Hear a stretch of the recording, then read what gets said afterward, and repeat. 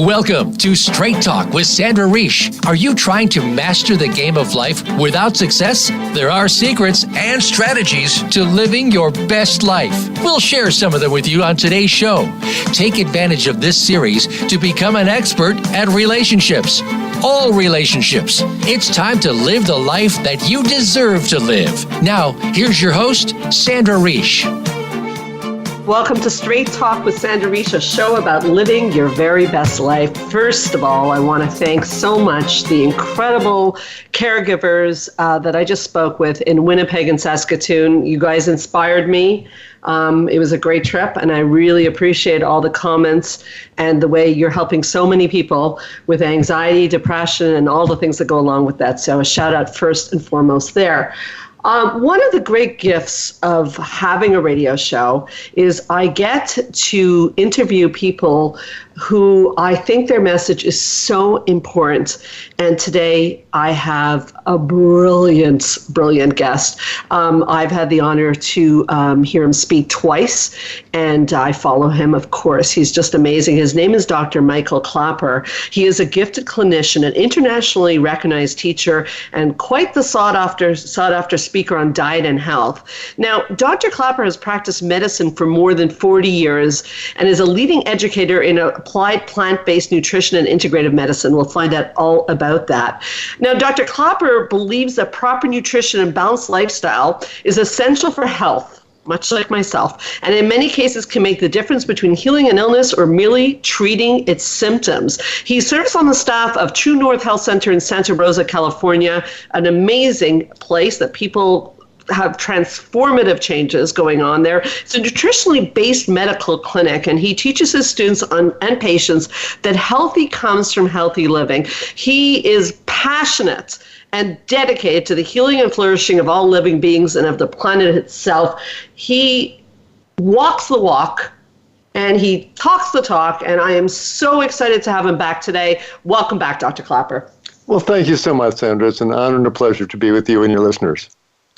So there is so much to talk about, and I named, in the bio I talked about, and the blurb about the show, it's the food, it's the food, it's the food, because when I hear you speak, you say that a lot. It's the food, it's the food, it's the food. What on earth do you mean? Well, I do a standard version of Western medicine, and in my office at True North Health Center, people sit in front of me across my desk with the standard array of Western diseases. They're obese, they've got high blood pressure, they got clogged arteries, they got type 2 diabetes, and a whole garden of inflammatory reactions in their skin, their joints, their gut, their nervous system.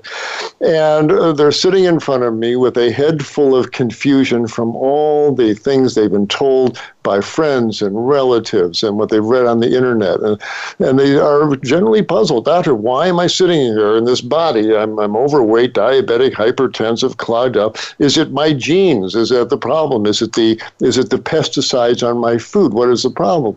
And I have a plaque on my wall right behind where I'm sitting, and I point to it, and it says 3 words on the first line. It's the food. And the second line really brings it home. The second line says, it's been the food all along. Wow. And that's the truth of it. Your mother didn't know, my mother didn't know, but in infancy, we at age 6 months of age, when we're still nursing at the breast, that bottle of baby lamb, baby chicken, baby turkey is open, and from that point on, 3 times a day, animal flesh is slathered on our intestinal tract, and this basically plant digesting body is put on a flesh-based diet, and then we add all the sugars and hydrogenated oils and processed foods, and no wonder our body starts getting clogged up and obese, and these diseases appear. There's no mystery. It's the food. If you eat a whole food, plant-based diet, your body stays lean and your arteries stay open, and diabetes doesn't develop. And the same condition, the same diet can reverse those diseases. So it's the food, it's the food, it's the food. Health comes from healthy living, and that starts with healthy eating.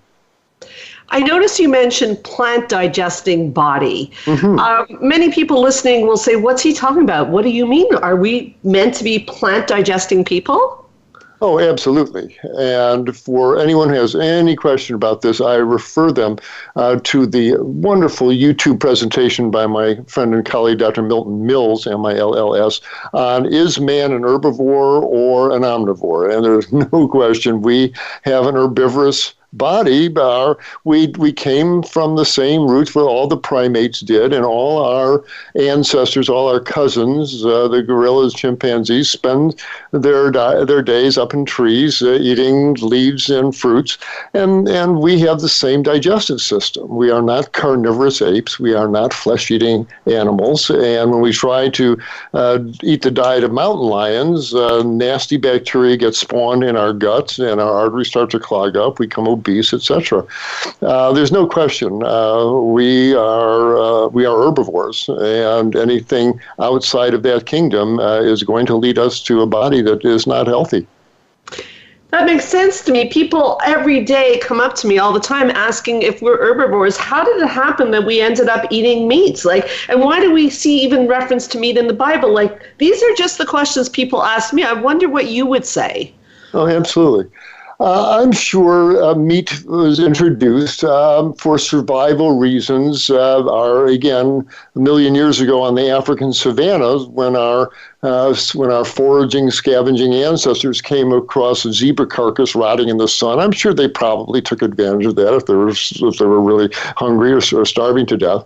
And animal flesh can be an emergency fuel, literally, when you are starving to death. Okay, fair enough. You do what you have to do.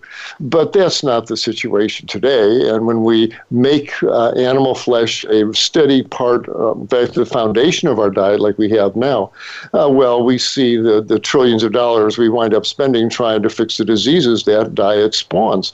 There's just no question that our body is beautifully designed to digest, a plant-based diet with lots of fiber. But unlike your house cat that's got a very short digestive system, when we start putting meat in there, it rots and gives us colon cancers and a whole host of diseases. This is a violation of basic biology.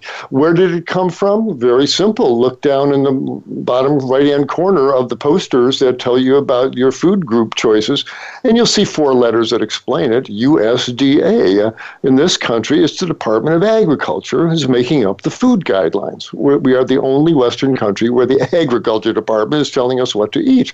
Why is the Agriculture Department making the nutritional guidelines for human beings? They exist to promote the sale of meat and dairy products. Well, what do you think they're going to tell you? They're going to tell you to have animal flesh with every meal, they have milk with every meal. The truth is, that's an aberration since World War II.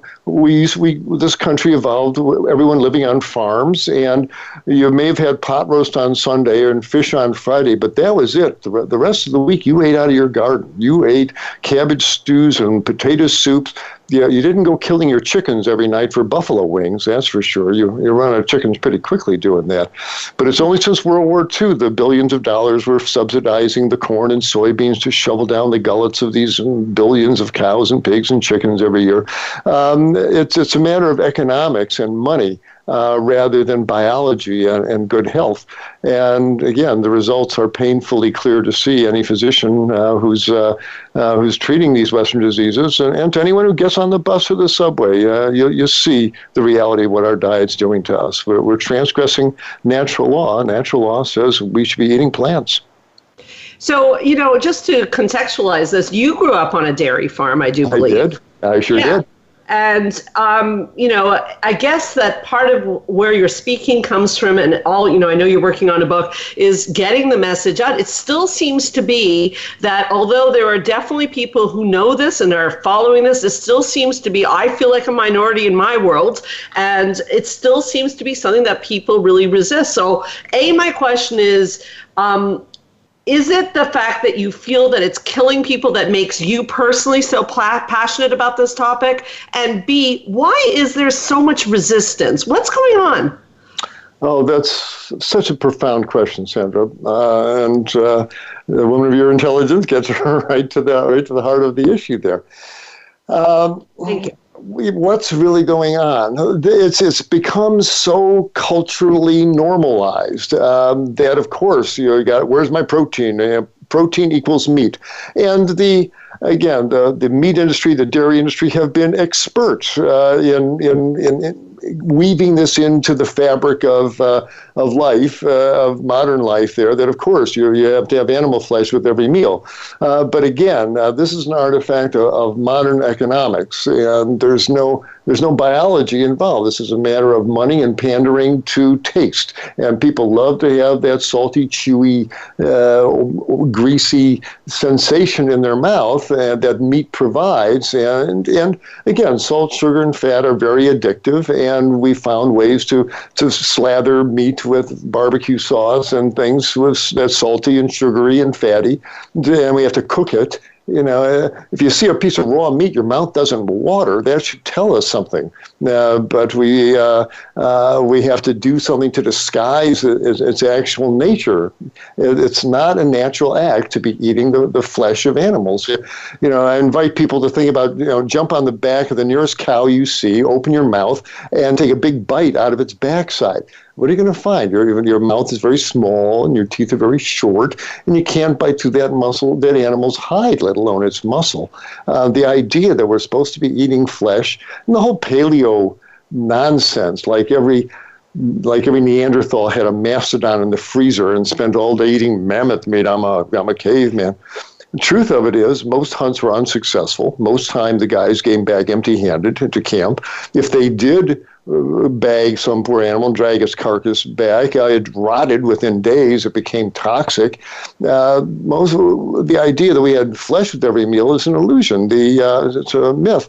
Most calories, when we examine the fossilized fecal droppings of our Paleolithic ancestors, and we see the massive amounts of fiber these people ate, the majority of calories brought into the Paleolithic camp were gathered by the women, who spent all day pulling up roots and tubers and edible grasses and harvesting nuts and fruits.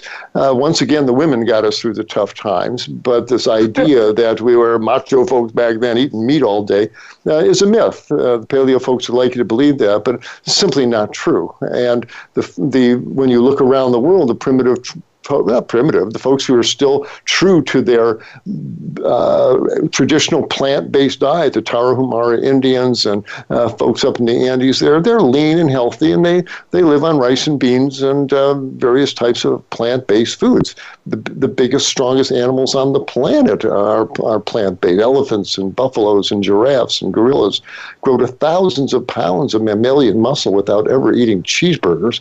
We certainly can do the same as well. This is strictly about taste, seduction, and economics. It has nothing to do with nutrition and certainly nothing to do with health.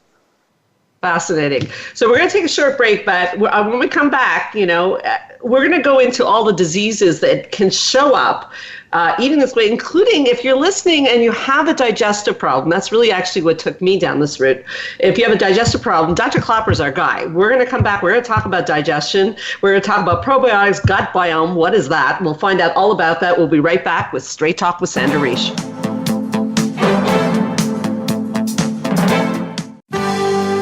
Your life, your health, your network. You're listening to Voice America Health and Wellness. Spa Munari is a full-service wellness day spa located at the heart of West Island, Quebec. Submerge yourself in beauty with one of our many treatments, specially catered to your needs. We offer facials, manicures, pedicures, hair removal, massages, body treatments, and so much more. Enjoy our ultimate relaxation experience with our spa packages. We offer a men's menu as well. Call us today to book your next appointment at 514-695-5040 or visit us on the web at spamunari.com. That's 514-695-5040 or spamunari.com. Join the therapist who is affectionately known as the Couple Whisperer, Sandra Reish, on her famous couple retreats, and change your life forever. Sandra offers couple retreats in beautiful locations several times a year that can radically change your love life.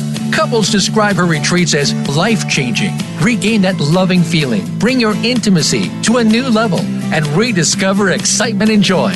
Find out more at helpforanxietydepression.com or call 514-796-4357. We all want love and safety. Now you can have it.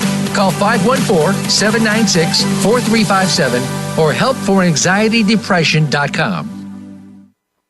Change your life forever with the latest cutting-edge products for home study treatment for anxiety, featuring the clinical director of the Montreal Center for Anxiety and Depression and host of Straight Talk, Sandra Reish. Sandra is joined by top therapist Georgia Dow in this revolutionary anxiety videos therapy series. Thousands of people have benefited from this scientifically proven treatment approach. Isn't it time you chose yourself? Visit anxiety-videos.com right now. That's anxiety-videos.com and change your life forever. A fresh look at today's health.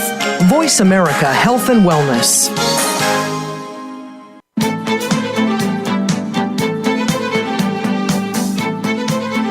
You are listening to Straight Talk with Sandra Reish.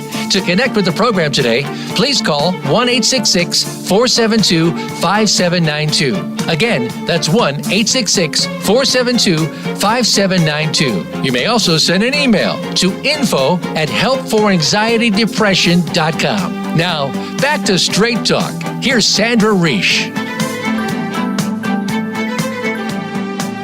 So we're back on Straight Talk with Sandra Reish, talking with the brilliant Dr. Klaper. I do want to start by saying that I am very much of the belief that there's many ways of living life. So the way I sort of deal with the radio show and different opinions is I'm interested, obviously, in a scientific approach.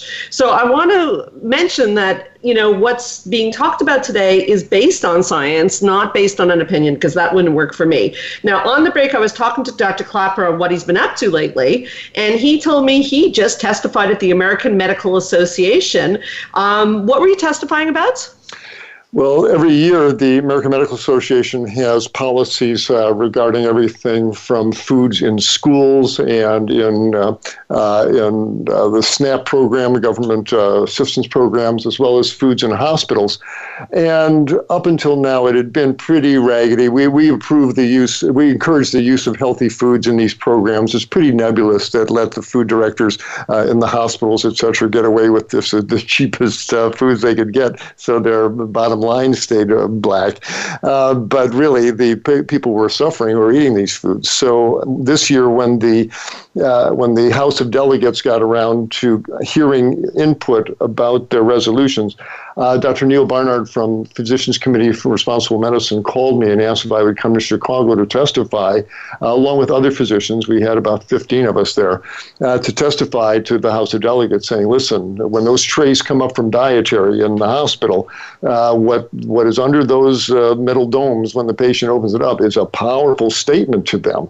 And if it's filled with bacon and sausages and cold cuts, which the World Health Organization has declared class 1 carcinogens, gives you colon cancer, and we're serving it to the patients, it's telling them either, yeah, we know about the science, but we don't care about it, or we don't care about you. We know it's a cancer causer, but we're going to serve it to you anyway. It's a really disrespectful, cynical message.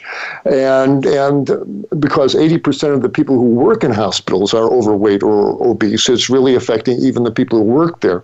So all the way around, we said it's time to change, and we had them reword their policy statements so that it was encouraging the use of healthy, whole food, plant-based options, and that bacon, sausage, and prepared meats would be eliminated from the dietary choices in hospitals. And the same with the SNAP program, when the folks who are on Medicaid go to shop, they find their vouchers are only good for junk foods and soft drinks and candy bars. And we want the AMA to encourage them to make those vouchers good for plant-based foods and no longer valid for the junk foods. And that was the resolution that got approved. And so between the two, both these resolutions got approved. So we count that as a major victory. And now Dr. Barnard and his campaigns can say the American Medical Association supports our view that plant-based nutrition in hospitals is a key to getting people healthier. And it's a true statement. And congratulations. Thank you. Amazing. Dr. Barnard's been on this show, and I know the work you guys are doing is tireless. That's a huge, huge accomplishment. Really amazing. Yeah, we feel good about it. When you say class 1 carcinogen, so everyone's clear, and you're talking about sausage and bacon, like how serious is a class 1 carcinogen so that people understand what that means? Oh, it's highly significant. Many chemicals, foods, etc., have the ability to cause cancer, but some only in high amounts. Some of them are suspected of being carcinogens. Those are class 2 and class 3 carcinogens. But at class 1, there is no question. This stuff causes cancer. This is like a cigarette smoke is a class 1 carcinogen. Okay, cigarette smoke. Yes. So they if you're smearing bacon and sausage on your colon lining day after day after day, you're going to generate a colon cancer. It's pretty sure bet. And so that's a class 1 carcinogen, and that's just what those foods do. So glad to get them off the menu at the hospitals. Well, it's huge what you've done, and it's huge for people staying in a hospital because you're already in a compromised position, and then to be fed things, you're sort of at the mercy of the hospital to a certain extent. So I think that's really a big thing.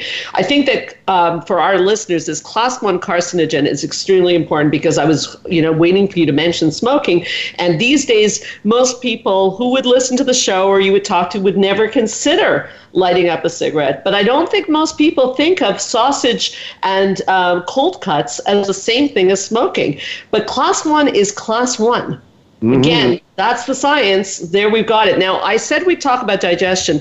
Dr. Klaper, you probably don't know this. Why would you? But many years ago, how I ended up on this road is I had flown to South Carolina where they love their meat and dairy, as many places do. And I was living the life and enjoying myself. And I was having a steak where they served the steak with butter on top of it. And I thought, wow, isn't this lovely? And I was so ill from that steak in terms of a digestive problem that I remember digging my nails into my hands. I didn't know what was going on. And little by little, that started me down my journey of it's what you would call it's the food, it's the food, it's the food. It certainly worked for me.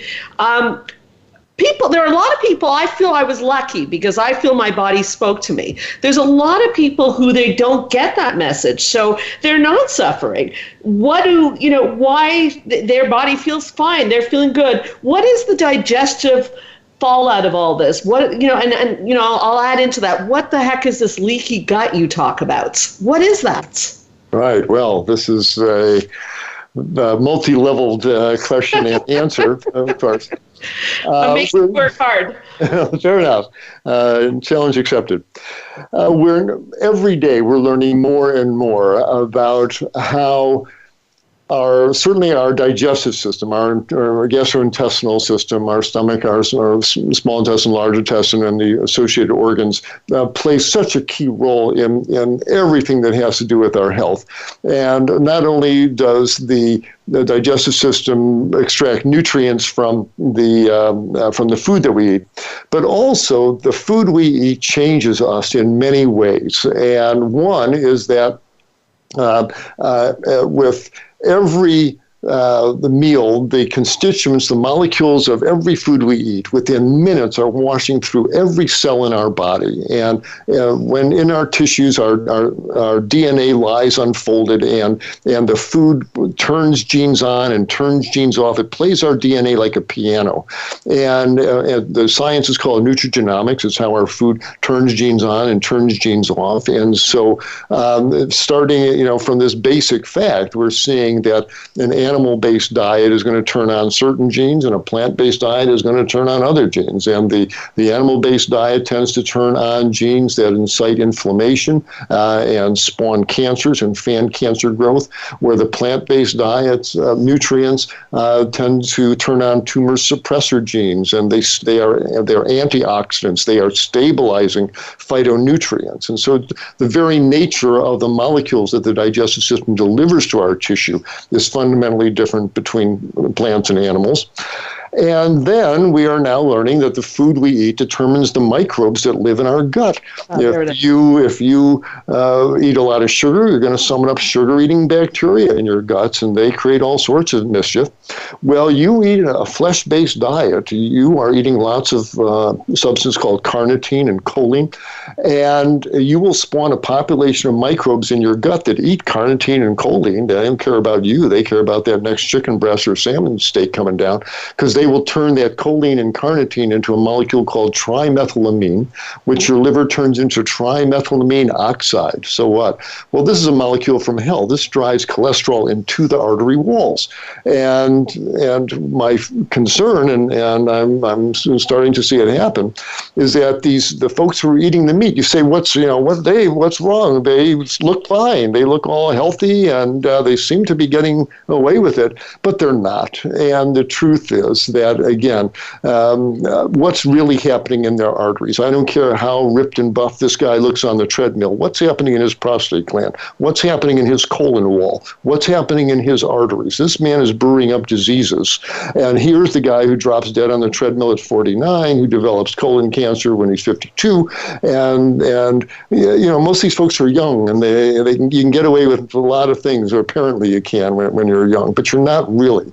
And my fear is these folks are spawning a host of diseases, and that especially the paleo folks are setting themselves up for an epidemic of colon cancer, clogged arteries, strokes, heart attacks, autoimmune disease, diabetes. This is a diet of death. This is not a natural diet for Homo sapiens. We are not carnivorous apes, no matter what we're being told. And you eat that kind of diet, you're going to spawn some lethal diseases. And I'll put a $100 bill on the table that you're going to start seeing the paleo diet associated with colon cancer, paleo diet associated with strokes, paleo diet associated with autoimmune disease. Because these microbes, you asked about leaky gut, these microbes, along with a lot of other things that are eaten along with this, alcohol, chlorinated water, antibiotics in meat. All these things change the microbes in our guts. They injure our gut wall, and food proteins that have no business leaking into our bloodstream start leaking into our bloodstream and flow through tissues and set off inflammatory reactions, autoimmune diseases. Again, rice and beans and greens don't do that, but you start eating a lot of animal flesh, and again, there is some evil diseases set off in many tissues from that. So I'm sitting here with bated breath or white knuckles from my paleo friends and patients. They're people I love. I've got relatives eating this way, and they just will not listen. They love that taste of that steak in their mouth, but oh my, what they're brewing in their body causes me great concern as a physician. Well, yeah, hearing it from a doctor is so important. But what sometimes people will talk about, that there is, well, first of all, let me distinguish between plant-based and vegan, because I think you talk a lot about whole food plant-based, and I think that's important that people understand. Potato chips are vegan, but that's not what you're talking about, correct? Exactly. A very important point. And when we start processing foods and adding a bunch of salt and oil and sugar and all that, that's really degrades the quality of the food. We're talking about whole plant foods here, rice and beans and greens and lentil stews and tofu stir fries and healthy whole plant foods. Yes. Great. Okay. So if we're saying that, not eating that way causes a host of diseases, what do you say when people come to you, and this must happen, when there are people eating a whole food plant-based diet and they're still getting sick, and they must say to you, doctor, you see, you only live once. What's the difference? Everybody's getting cancer anyways. What is your answer? Right. Well, certainly everybody isn't getting cancer. If you really look at what the people who are getting the cancer are really eating, you start seeing why they're getting the cancers. But if people are not doing well on a whole food plant-based diet, there's something they're not doing right. And I'm glad that you mentioned this because I did a webinar on this very topic that people can watch, because so many people have come to me with that very concern. If people go to my website, drklaper.com, and it's all spelled out, DOCTORKLAPER.com, 1P in Klaper, and you click on webinars, you will see a webinar that I did called Thriving on a Plant-Based Diet. And I go through the 4 or 5 major pitfalls that people can encounter that keeps them from thriving on it. And they're just not eating enough fresh fruits and vegetables. They're living off of veggie burgers and granola bars and Amy's frozen dinners. No aspersions on Amy there. But you can't be healthy and vital without lots of salads and fruits and fresh vegetables. And some folks, if you don't have a good iodine source in your diet, some sea vegetables or a pinch of iodized salt, you may wind up with an iodine deficiency, and that in turn prevents your thyroid gland from making enough thyroxine. And I think a lot of these folks who, doctor, I'm not feeling so good on this diet, really have a subclinical hypothyroidism from an iodine deficiency. And once they add the sea vegetables back in or the pinch of iodized salt, they feel much better. And so that can be a possible reason. Omega-3 fats are another issue, and we talk about them. So I go through actually about 6 or 8 issues that people need to make sure that they are doing properly in their diet. And if you do that, then most folks should absolutely thrive on a plant-based diet. We don't have a congenital meat deficiency. If people aren't thriving, it's not because they aren't having animal flesh. With one caveat, I must admit, people say, I tried to be a vegan once, it didn't work, and now I'm eating meat and I feel better. As I mentioned earlier, we start feeding animal flesh to our babies when they're 6 months old. And you put animal flesh on the human intestine 3 times a day throughout infancy and childhood and puberty and their teens and their 20s and their 30s. You'll become dependent upon animal flesh. It has preformed muscle nutrients, carnitine, creatine, that your body makes. But if it's coming in 3 times a day preformed in the food you're eating, then your own genes for making carnitine, creatine, et cetera, they downregulate. They say, we don't have to make this stuff. It's coming in preformed. And I believe that the folks who grew up eating animal flesh have a dependency upon these animal-based nutrients. And when you suddenly stop, after you hear this radio show or see Forks Over Knives, and you suddenly stop, most people have no problem making that transition. But some will. They won't be able. It may take them a couple of weeks or months to gear up their carnitine, creatine synthesis, and in that time they may feel not as powerful as they would like to, and then they eat some meat, and that preformed nutrient, the preformed carnitine and creatine washes their tissues, and whoa, they feel better, and they say, vegan, schmegan, I'm a paleo guy, I'm a carnivore. But what are we watching? That is not normal human physiology. That is an acquired dependency that was created by feeding a human infant animal flesh 3 times a day while still nursing. And I've delivered over 400 babies, and I've watched about 30 of them be raised as vegans and marry other vegan folks, have healthy vegan kids, grow up big and strong. And these folks do not get meat cravings. These folks, their mouth does not water when they walk past a barbecue. They are physiologically different creatures because they haven't been exposed to a flesh-based diet. So it's not a matter of humans need meat. No, we don't.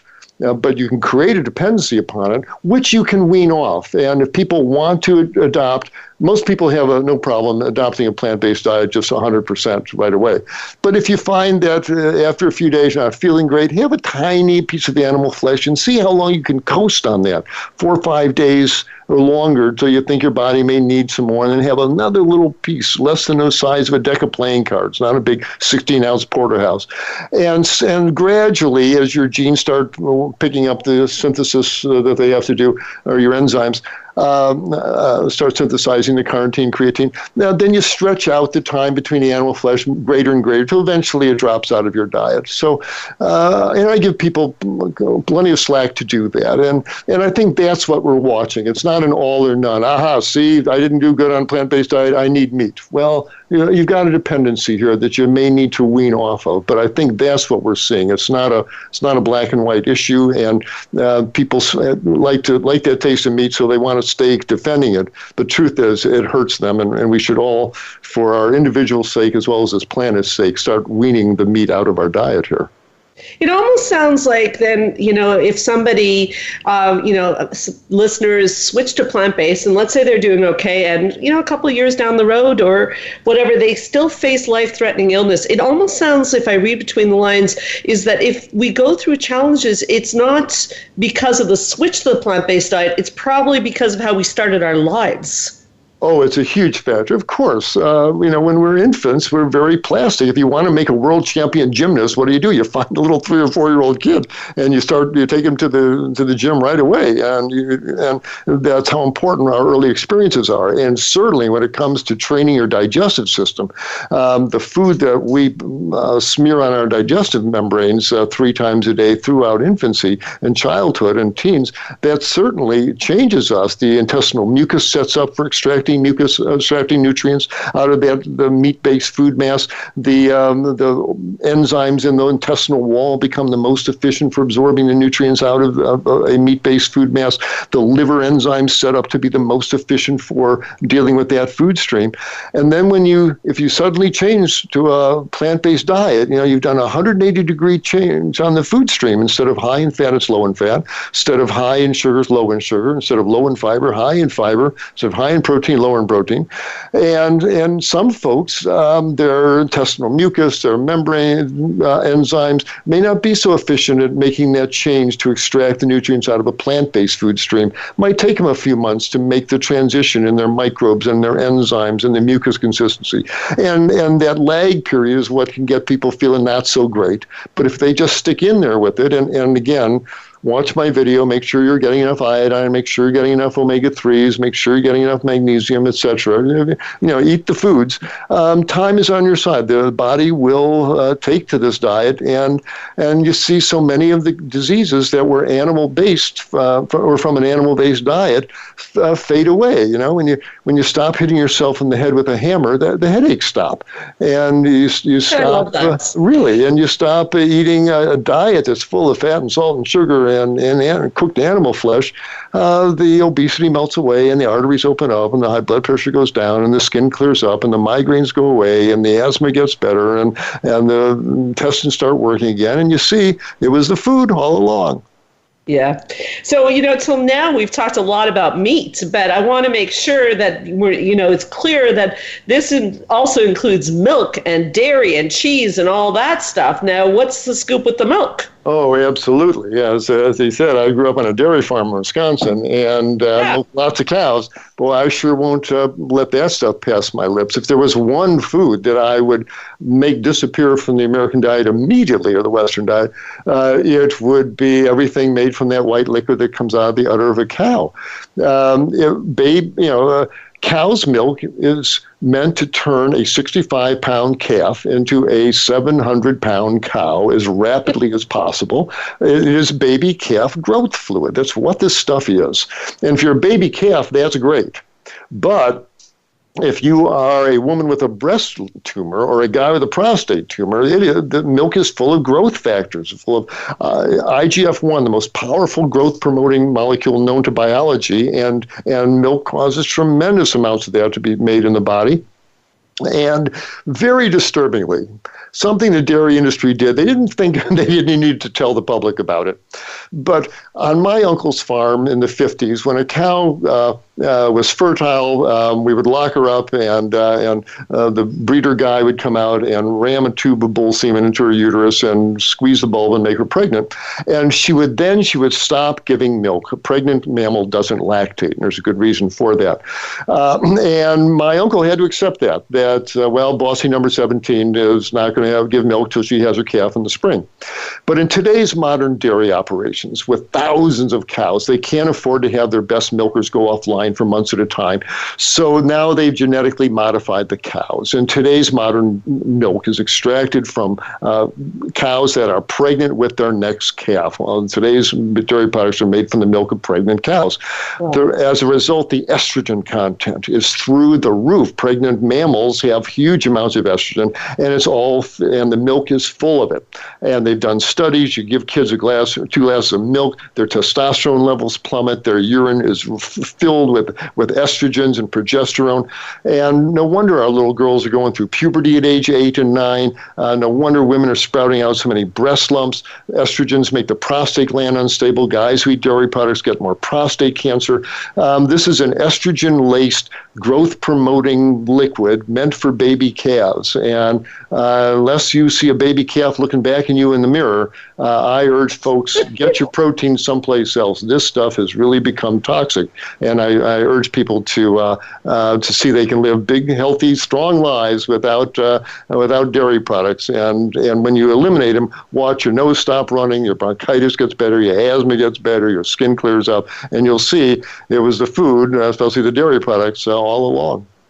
So very briefly, we got to take a break, but the estrogen-laced foods of our childhood, can that be reversed in terms of our bodies, like the damage it's done, or sometimes is it too late? You hope, but we're seeing breast cancer in younger and younger girls. The girls who have early puberty go on to get more breast cancer. This is serious business. We got to stop feeding this stuff to our kids. I think it's a major cause of precocious puberty. It's not the pesticides and plasticizers. It's the dairy. It's the estrogens in the milk. Right. Okay. So we'll take a short break. We'll be right back. We're going to talk about sugar. We're going to talk about oil. We're going to talk about all sorts of fascinating things with the amazing, passionate Dr. Klaper. We'll be right back on Straight Talk with Sandra Reish.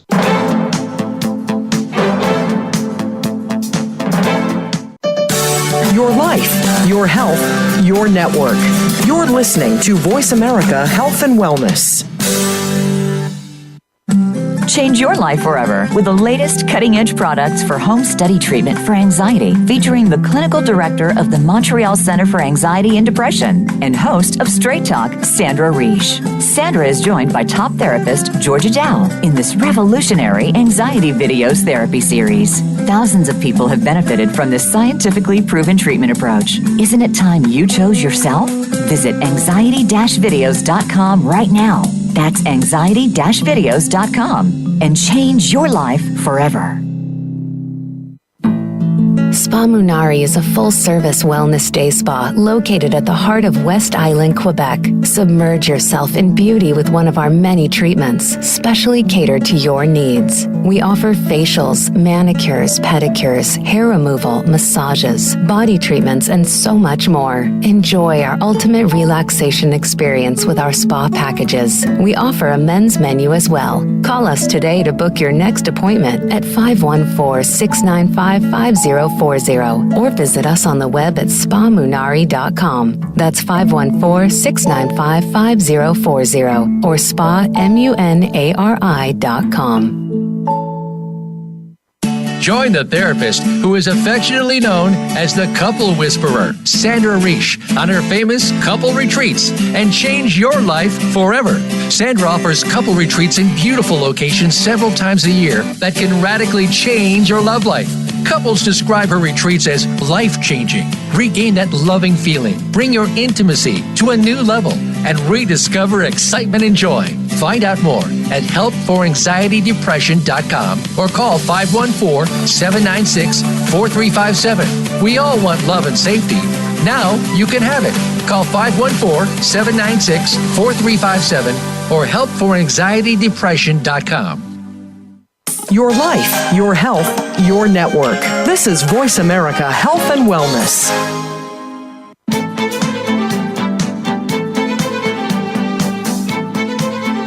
You are listening to Straight Talk with Sandra Reish. To connect with the program today, please call 1-866-472-5792. Again, that's 1-866-472-5792. You may also send an email to info@helpforanxietydepression.com. Now, back to Straight Talk. Here's Sandra Reish. It always goes so fast when I talk to Dr. Michael Klaper. He is so... You are so passionate and so informed about health and wellness, and you're tireless. You go all around the country spreading the word. I was asking you before I go any further, what drives your car on this? Like, what makes you, go everywhere, speak to everybody, and you're always so nice to Straight Talk also to come on the show. What drives that car? Oh, what a delicious question. I really care about ending suffering in everyone, certainly in my medical patients. It's dreadful to have a stroke or to have a heart attack and you can't walk out of to the mailbox without getting out of breath, to have these terrible autoimmune diseases, digestive diseases. It causes me such distress to see my patients suffering these diseases, especially when we now realize that they're causing them themselves by what they're deciding to eat for breakfast, lunch, and dinner. So as that physician being that I have inside that just wants people to be happy and healthy is the primary driver. But also, I care deeply about this planet. I care deeply about the other creatures on this planet, and I see we humans are plundering, are destroying this amazing planet, largely due to our insatiable desire for animal flesh. The industrial production of meat is the number one driving force behind all the major environmental devastation we're facing. This is why the forests are being cut down in the Amazon to make grazing land and cropland for beef. It's where most of the water is going in this country to irrigate alfalfa and corn and soybeans to make meat.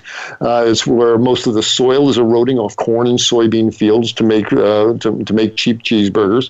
Most pesticides are sprayed on corn and soybean fields, so those chemicals and the manure the animals make create most water pollution. On every level, it's this insatiable the desire for animal flesh and the huge production costs of it that are destroying this planet. And I look at every young child I see, and I want to apologize to them about what we've done to the planet and what we are continuing to do to their future. And again, these paleo folks are saying, oh, eat more meat, eat more meat. It's an arrogant, unsustainable, elitist approach to nutrition. It would take 3 planet Earths to give the 8 billion people on this planet a flesh-based meal 3 times a day. What are they talking about? We've got to go to a plant-based diet if we want a future, if we want to stop global warming. The most methane, carbon dioxide, and nitrous oxide, the 3 greenhouse gases, are released during production of animal agriculture. So all the way around, that's also driving my car. I am working for the kids, I'm working for the animals, I'm working for the earth, and that, along with my patients, is what makes me get on that airplane and or do a video or an audio interview with people like you, because you're practicing medicine now. You're practicing a high-grade medicine because it's a matter of education.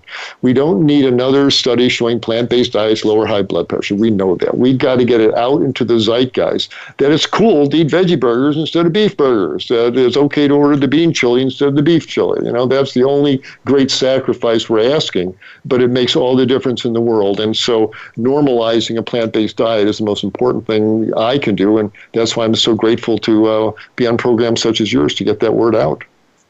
Well, you're very inspirational. I'm in the field of psychology, and I have a psychological question for you. So okay. I'm going to throw it at you. All right. So once in a while, I'll throw on my Facebook, one of Dr. Greger's studies, or, some of your work, or, all your colleagues said that thankfully they've all been on the show. Mm-hmm. And, I'm very careful. I don't think it's right to shove it down people's throats. So I just put the study up. And sure. The way I see it is, have a look. And if it appeals to you, great. And if not, not. I've noticed it elicits anger in people. And I'm sure you've experienced that too.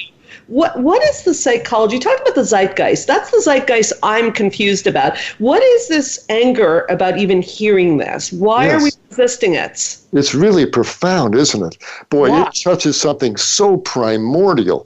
And I don't know, it's tied in, I think, with that ancient stereotype, the macho man goes out and kills the animal and brings it back to camp and victory, and I need my meat, it's my testosterone proof. And I think it's tied in with, a lot of the primordial flesh eating rituals, I think, that has come incorporated into manhood. I think if women ran this world, I don't think we would be meat eaters like this. But it really strikes that primordial chord because it also implies that your mother was wrong, the government was wrong, the doctors are wrong. all the food industries, they're all wrong. The truth is that all that is true. We now know. But, that's a threatening thing. They have to admit that. And then I've been wrong. Whoever's, if you make that change, the way I was eating was not healthy, was wrong for many reasons.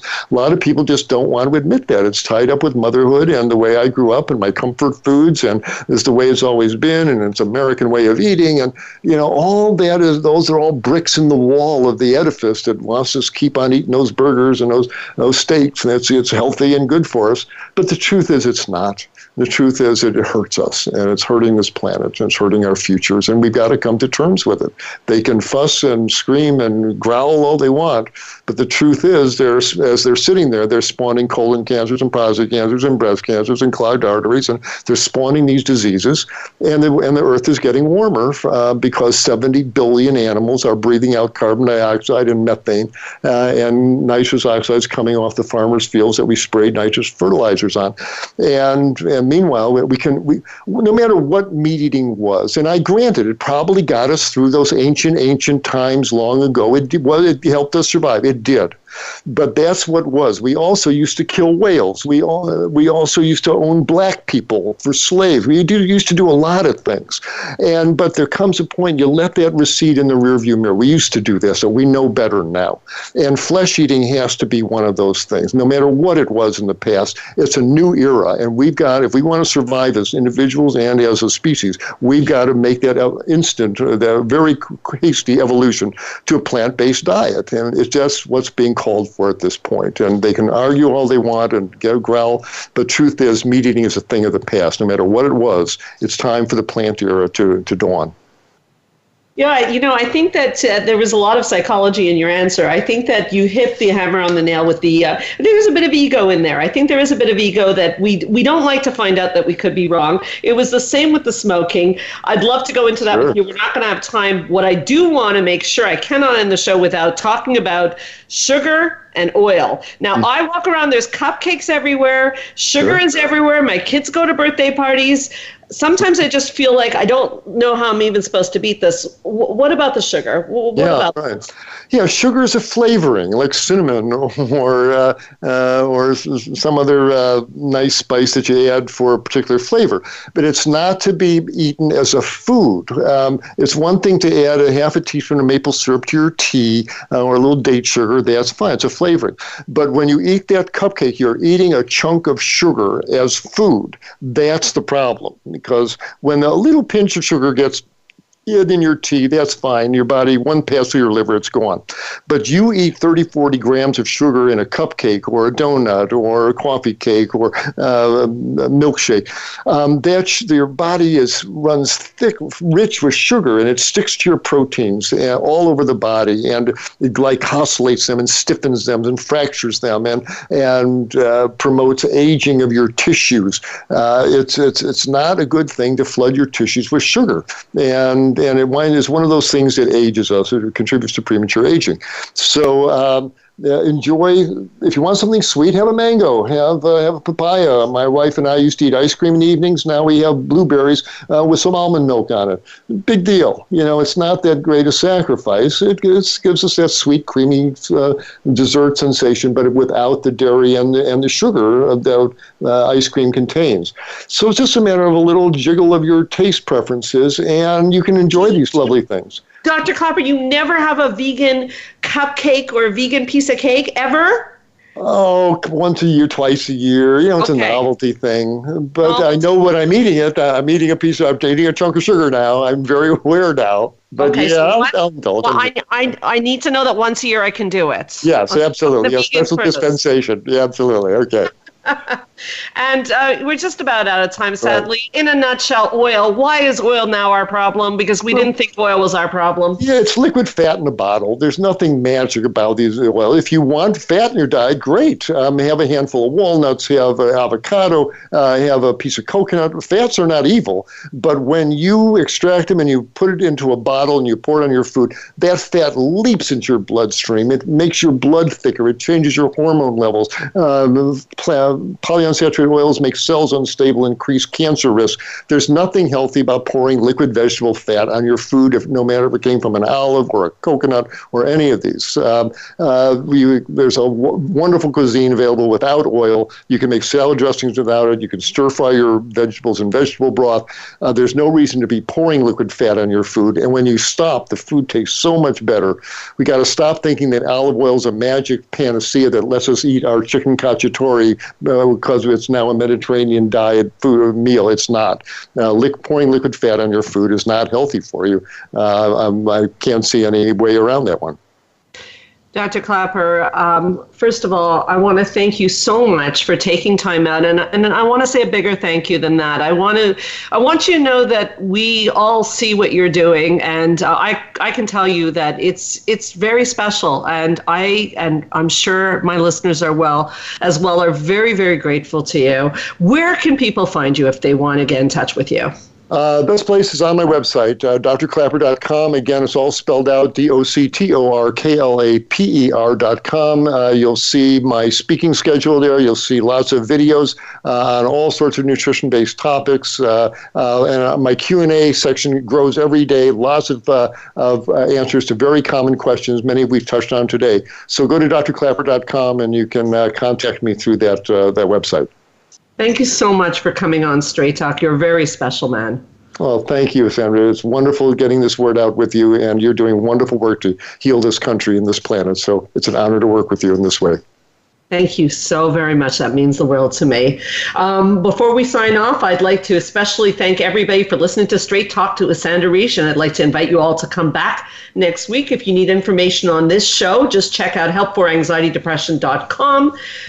Keep in touch with us on our Facebook page. You can listen to the show on the iPhone or iTunes under Straight Talk with Sandra Reish. My name is Sandra Reish. I am humbly here with Dr. Klaper, and I promise I'll help you to learn to live your best life again next Thursday, same time, same channel. In the meanwhile, keep your eyes on the stars.